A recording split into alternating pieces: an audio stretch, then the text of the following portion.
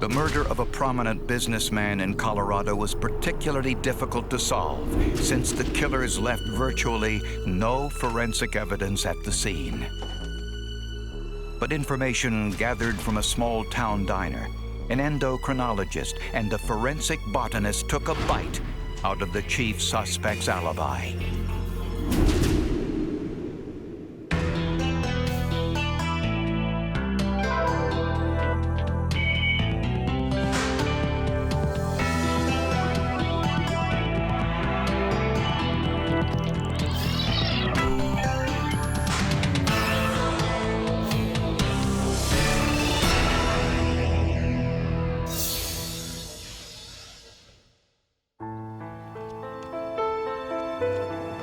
At an elevation of 7,000 feet, Steamboat Springs, Colorado boasts one of the largest ski mountains in North America. Lifetime resident Jerry Boggs found the splendor of the small-town ski resort inescapable. The family business, Boggs Hardware, had been on Main Street for 63 years. Jerry was the kind of person that everybody thought he was their best friend. He was a great guy, people loved him, he was kind, generous, you could trust him with your life. On October 22, 1993, Boggs didn't show up for work as he usually did. Jerry's brother went to his home and found him dead inside the back door. He had been shot to death. Nearby was a plastic bag and a bloody shovel. So it appeared that he had been ambushed. Someone was hitting him in the head with a shovel, far enough to hit the overhead beam. Boggs often kept his doors unlocked, but there were no valuables missing. Investigators could find no foot impressions, foreign hairs, or fibers. We didn't have any direct evidence. We didn't have any fingerprints, any DNA, anything that directly connected anyone to the crime scene. A neighbor reported seeing two suspicious-looking men near Boggs' home on the day of the murder. And police had another suspect, Jerry Boggs' ex-wife, Jill Coit. The two got married when Jill became pregnant with Jerry's baby.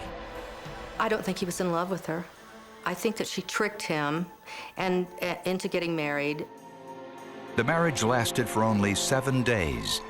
Jerry had the marriage annulled when he learned that Jill hadn't gotten a divorce from her previous husband. I couldn't figure out what in the world he was doing with this woman, because in 1 hour, I could tell that she was just off the wall. Absolutely the strangest person, and not at all suited for Jerry.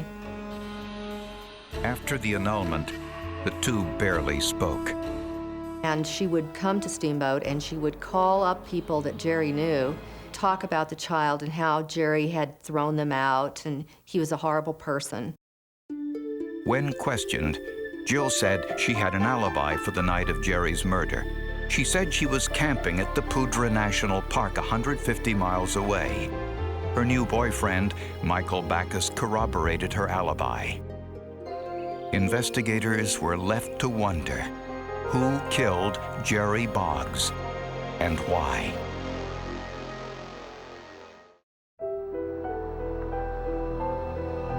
The autopsy revealed that Jerry Boggs had been beaten with a shovel and shot 3 times in the chest with a .25 caliber pistol. Investigators closely analyzed the shovel for clues. The shovel itself was very old. The wood was very porous. Our lab people concluded that whoever was using it was probably wearing gloves. So there were bloody hand prints on it, and you could see where fingers had been, but there was no ridge detail with which to make an identification. In addition to the head injuries and bullet wounds, there were some other injuries that experts couldn't explain. Based on body temperature and rigor mortis, methods that are crude and sometimes inaccurate, the medical examiner estimated that Boggs died sometime the night before his body was found. Police had 2 leads. A neighbor reported seeing two men near Boggs' home earlier in the afternoon on the day Boggs was killed. Boggs' ex-wife, Jill Coit, was also a suspect. She and Boggs had been fighting over a $100,000 loan Boggs made to Jill's bed and breakfast hotel during their brief marriage. It was an embarrassment, too. You know, you live in a small town, you know all these people, you get married, you've never been married before, you get married, and all of a sudden, you've got this can of worms to deal with that was just so much. It was just horrible for him. I'm sure at times he probably just wanted to crawl under the rug. Jill had an alibi for the night of the murder. Investigators wanted to make sure Boggs was killed at night and not earlier in the day. For a better estimate of the time of death, Dr. Doberson decided to analyze the undigested food in Boggs' stomach. So if we could find out where he ate and at what time he ate, we could really narrow down the time of death. In retracing Boggs' steps on the day of the murder, investigators learned that Jerry opened the hardware store at 10 o'clock as he did every morning. He worked for a while, then walked 2 doors down to the shack for breakfast. There he ordered the same meal he always did, eggs, toast, and hash brown potatoes. Usual? Yes, indeed. The folks in the cafe said, oh yeah, he stopped by here and had his usual. To see if breakfast was Boggs' last meal, investigators turned to scientists at the University of Colorado. We've done the same thing with woolly mammoths frozen in the ice in Siberia and Alaska, identified what plants they were eating. David Norris, an endocrinologist at the University of Colorado, and his colleague, forensic botanist Jane Bach, were asked to examine Boggs' stomach contents. Basically, humans consume between 50 and 75 different types of plants in their diet. Plants are easier to distinguish in the stomach than animal products. The cell walls themselves remain intact, and they'll pass entirely through the digestive system. This makes identification quite easy. It doesn't make any difference whether the material was frozen, whether it was boiled. It will remain virtually indestructible. Dr. Norris placed a sample of Boggs' stomach contents on a slide. Under his microscope, Dr. Norris saw a jumble of irregular hexagons. He recognized them as the intact cells of either potato or apple. Both have nearly identical cell structures. To determine which one, Dr. Norris used potassium iodide, a test for the presence of starch. A drop of it is added to the material on the slide, and if starch is present, it will turn black. Under a microscope, the cells turn black, which confirmed the presence of starch. The cells were from potatoes. Since Jerry ate hash browns on the day he was murdered, the presence of potatoes seemed to indicate breakfast was his last meal. Or was it? In addition to the potato cells, I also saw cells of onions. And these are relatively easy to identify because of the brick-like shape of the cells and the way they're put together, kind of like looking at a brick wall. The short-order cook at the diner insisted he never put onions in the eggs or the hash brown potatoes. So we thought, well, this is a worry. Maybe he did have another later meal. Another meal meant that Boggs was killed after dinner. The prime suspect, his ex-wife Jill Coit, had an airtight alibi for that night. The only other suspects were the two men seen near Boggs' home, whom police hadn't yet identified.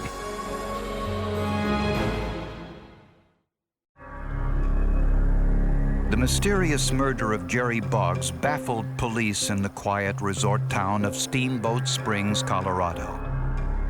Investigators found evidence that Boggs grew suspicious of his ex-wife after the annulment when he caught her lying about her date of birth.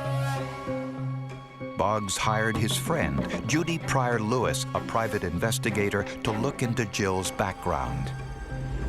And what she uncovered was shocking. She learned that Jill lied about her pregnancy with Jerry's baby. She hadn't been pregnant at all. She had a hysterectomy years earlier. She claimed to have a child, and we were all telling him there is no child. It's all just a ruse. He still believed it. He just couldn't accept it. He would come down to our house, and I would just try everything I knew to convince him that there really was no baby. Jill was a former model and beauty queen who had lied to Jerry about her background and the number of times she was married. Jill Lunita Billiot, Einan Moore Coit Brody, DeRosa Metzger Steely Boggs Carroll had been married nearly a dozen times. I don't smoke or drink. I guess my greatest sin is that I get married. Jill had married and divorced another man after Jerry and was about to walk down the aisle yet again to her new boyfriend, Michael Backus. And what was Boggs' reaction? He started laughing. We just sat and laughed. He's like, oh my God. What wasn't so funny was Jill's third husband, William Coit, had been murdered 20 years earlier with the same caliber weapon that killed Jerry Boggs. William Coit's murder was unsolved. The circumstances were very similar in that both Jerry Boggs and William Coit were preparing to take her to court. They were within a week of a court date. They were within a week of a court date where her character was going to be exposed. And Boggs' private investigator found evidence that Jill falsely claimed to be pregnant in other marriages, presumably for financial purposes. Mr. Boggs, I think, was at the point of disclosing to the world many things about Jill Coit that she wanted to remain secret. And she had taken, I think, a very dramatic step to ensure that that did not occur. She'd gotten away with so many things, and she was proud of it. That she's been married, 10 or 11 times, 6 bigamies out of that. All these kids she says that she's had, she hasn't, and she couldn't stand it. Jill said she was camping in a state park on the night of Boggs' murder. But in order to completely eliminate her as a suspect, investigators needed to be sure Boggs was killed at night and not earlier in the day. Boggs' murder presumably happened at night after dinner, since onions were discovered in his stomach. The cooks at the shack insisted they didn't put onions in Boggs' breakfast on the morning of his death. One of Steamboat's homicide investigators decided to take a closer look. Not to be deterred, he took himself down there and stood in the kitchen and watched them making breakfast one morning. The cook prepared the same breakfast Jerry Boggs always ate. True to his word, the cook did not add onions to the hash browns he threw on the grill. But while watching the grill, homicide investigators saw a flurry of activity that suddenly explained everything. Every time the cook turned an omelet or scattered an order of hash browns, small portions of diced onions from other orders would get mixed in. I believe he photographed the spatula that was used to flip the eggs, to grill the hash brown potatoes, and the edge of the spatula is covered with bits of onion. You don't know when you're getting the food at the other end what's going on the grill. Breakfast had, in fact, been Jerry Boggs' last meal. We felt vindicated, we felt very good about that because we knew they were there. Boggs was killed just a few hours after breakfast. Jill Coit did not have an alibi for the afternoon of Boggs' death. Still, the stomach contents yielded only circumstantial evidence. We didn't have any direct evidence. We didn't have any fingerprints, any DNA, anything that directly connected anyone to the crime scene. We didn't have anything in the nature of a confession in connection with the case. We didn't have smoking gun type of evidence. Armed with a search warrant, police searched Jill's car and found wigs, maps of Mexico, and a stun gun. Was it possible it was Jill Coit in disguise that the neighbors saw walking in the vicinity of Jerry's home on the afternoon of his murder?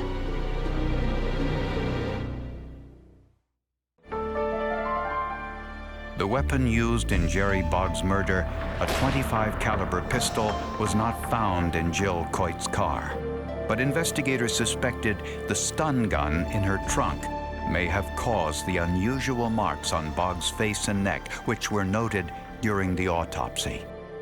Stun gun injuries fall into a category of injuries called patterned injuries, which means the injuries mirror the object that caused them. So in the case of a stun gun injury, you will have electrical burns mimic the distance between the electrodes that caused them. The injuries lined up identically with the distance between the electrodes. Pig skin most closely resembles human skin. So Dr. Doberson applied the stun gun to a live anesthetized pig to see if he could reproduce the round reddish marks on Jerry Boggs' neck and face. The marks were similar. Interestingly enough, the animal has to be alive in order to show the characteristic injuries, which also means that Jerry Boggs was alive at the time that he sustained those injuries. The forensic evidence was bringing the crime into focus. The witness who reported seeing two men near Jerry's home on the day of the murder said Jill Coit and her boyfriend Michael Backus resembled the men in height. Jill liked to wear disguises and had a number of disguises. And eventually we even came up with a photograph that had been taken of her sometime prior to the homicide, where she was wearing a beard and a mustache.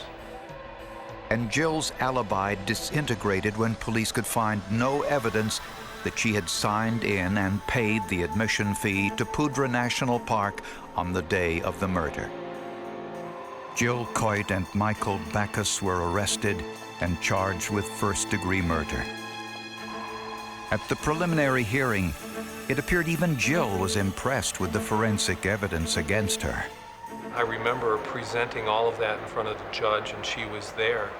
At the end, I picked up all my materials and slides and walked out next to her, and she looked at me and said, "Nice job." And then I took that as quite a compliment. And there was a surprise witness. Jill's son Seth testified against her. Right after she and Backus had committed the murder, she telephoned Seth to let him know. I believe her words to him were something to the effect of, "It's over," and it was messy. It did not appear to me that he really had participated in any meaningful way, that he had been a conspirator in connection with that. It appeared to me that he had been very little more than an unwilling person being provided information by somebody who was trying to get him to engage in activity. Prosecutors believe that Michael Backus and Jill Coit, in disguise, entered Jerry's home in the early afternoon with the intent of murdering Boggs, presumably to end their financial dispute. After having his usual breakfast of eggs, toast, and hash browns, which had been unknowingly spiked with onions, Boggs left work early that day and arrived home sometime after 1 p.m. When he did, Jill and her boyfriend were waiting. Boggs was ambushed at the back door, first with a stun gun, then with the shovel. After a suffocation attempt failed, prosecutors believe it was Jill who shot Boggs 3 times with a .25 caliber pistol. The two were careful not to leave incriminating evidence, and their disguises were almost foolproof. But they never realized forensic science could identify the specific items in Boggs' stomach which destroyed their flimsy alibi. When news of the crime became public, Jill's oldest son, William, came forward with his suspicions that his mother had also killed his father, William Coit Sr., some 20 years earlier. She's more like a praying mantis. She just devours them once she gets a hold of them.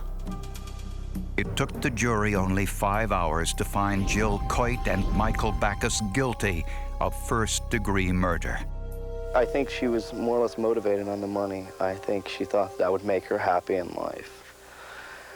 And look where she is. So apparently money can't buy you everything, huh? They were both sentenced to life in prison with no possibility of parole. I believe that Jill Coit was aware that there are methods for determining time of death. I don't think she was aware that the stomach contents could be that telling. It ultimately blew her alibi out of the water. I think she was pretty clever. They were pretty clever in wearing, bringing along clothing or plastic bags or whatever they used to camouflage themselves from leaving forensic evidence. I mean, there were no prints, no hairs, nothing. And so they were very cautious about that, but she should have been watching some of your shows.